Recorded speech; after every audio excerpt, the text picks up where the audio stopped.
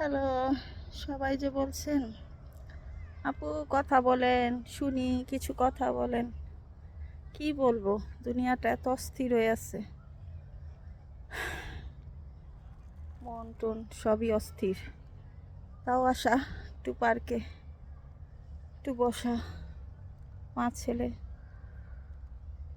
আসলাম, নামাই দিয়ে গেল আমার husband. Okay, he have lots of work, paper work আছে আজকে অনেক। যাই হোক,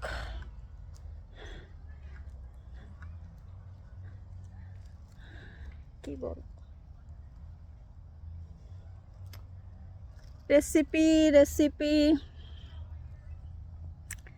আসলে কত কিছুই তো করলাম, যেমন চূড়া মাংস করলাম। কোরবানির চূড়া মাংস দিয়ে আমার পেটেই গেল বেশি। উফ, অস্থির। এরকম গরম থাকলে তখন কীভাবে খেতাম, খেতে পারতাম না। এখন তো 2 দিন যাবৎ খুব গরম পড়লো। তারপর কলিজার যেটা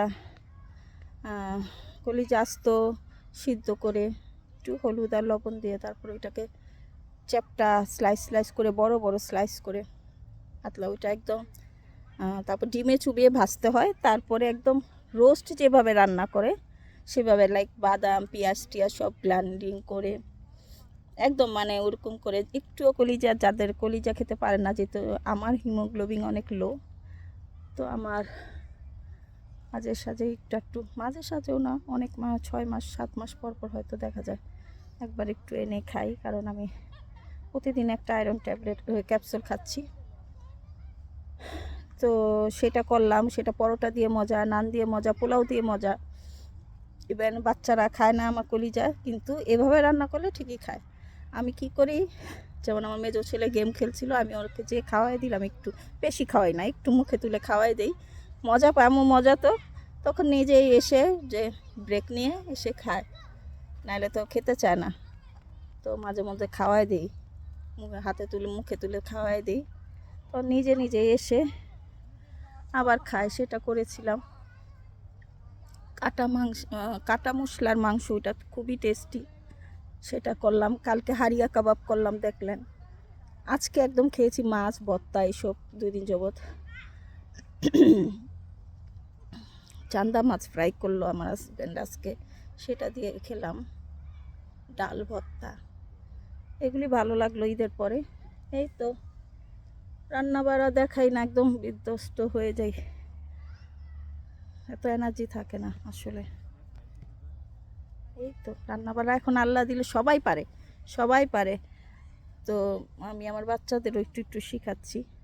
আমার মেজো ছেলে, ও মাঝে মধ্যে একটু টোনা একটা কারি করে, ওইটা মজা ও করে। আর ওই দিন আমাকে বলতেছে, আম্মু চালের জর্দা শিখাবা, ওর ফ্রেন্ড দেখাবে, কারণ ওর এক ফ্রেন্ড শেফ, ওকে মাঝে মধ্যে রান্না শেখায়।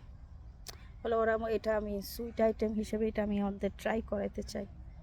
ওকে, তাহলে আগে বলতে আমি ওদের জন্য একটু দিতাম। তো বলতেছে শিখতে চাইলেও আমি খুশি হই যে একটু একটু করো। মাঝে মধ্যে আমি বলি, আমাকে এটা বানায় খাওয়া, ওইটা একটু বার্গার করতেছো, টোনার স্যান্ডউইচ করতেছো, ওকে আমাকে একটু করে খাও, কারণ শেখাতে তো হবে। যত যাই হোক, যত যাই বলি, বাচ্চাদের মা বাবারই শেখাতে হয় প্রথম প্রাথমিক অবস্থায়, নাহলে তো শিখে না। যেমন আমাদের কোনো দিনও রান্না বাড়া করতে হয় না, আমরা 5 বোন, কিন্তু গেস্ট আসলে আম্মাকে দিতাম কথা বলতে। আমরা বোনরা বোনরা নাস্তা তৈরি করতাম, করে সামনে দিতাম, গেস্ট আসলে ঠিকই করতাম, সেটা একটু একটু করতাম বলেই পারতাম, নাহলে তো পারতাম না। এখন তো কত কিছুই রান্না করা হয়। দেশে গেলে বলতো সবাই, আমার আম্মা ভাই, আমার ভাইও চলে গেছে, আম্মাও চলে গেছে, যেটা রান্না করে খাওয়া ওইটা রান্না করে খাওয়া। আমার ভাইটা বিশেষ করে রাতের বেলা চাইনিজ ভেজিটেবল করে সবাই খেলাম, চাইনিজ ভেজিটেবল এক বাটি খেয়ে ঘুমালাম। তখন মনে হচ্ছিল আমার ভাইয়ের কথা, ওকে ও চাইনিজ ভেজিটেবল শিখেছে আমার থেকে, কেক বানানো, চিকেন তন্দুরি সব শিখেছে আমার থেকে, পুডিং বানানো খুব, মানে ও শিখতে চাইতো। আমার ভাইরা ভালো রান্না করে, ইভেন আমার বড় ভাইও খুব ভালো রান্না করে। এভাবেই ছেলে মেয়ে বলে কোনো কথা নেই, শিখলে নিজেরই কাজে লাগবে। তো শিখো, আপনারাও শিখাবেন আপনাদের ছেলে মেয়েদেরকে একটু একটু।